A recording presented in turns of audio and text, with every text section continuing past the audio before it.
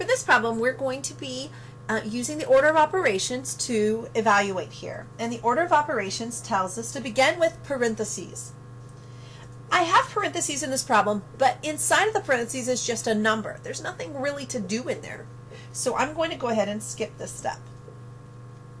Next I know is E for exponents. If you're remembering, please excuse my dear Aunt Sally.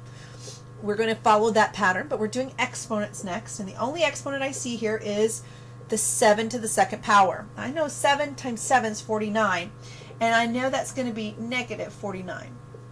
Because the 7 had a negative in front, but not in a parentheses.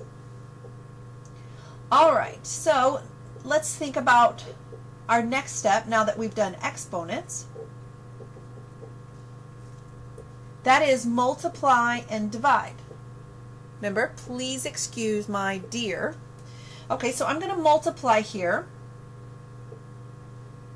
So I've got negative 5 times negative 2, that's 10, times negative 24 is negative 240.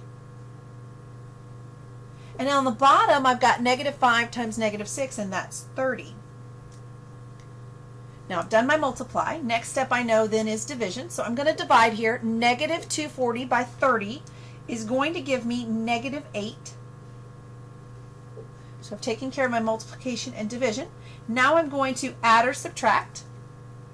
Well, add or subtract is kind of a catch here because I see minus, but I know this has a negative on it. So what I'm going to do is change that subtraction to addition by changing the sign of the next number.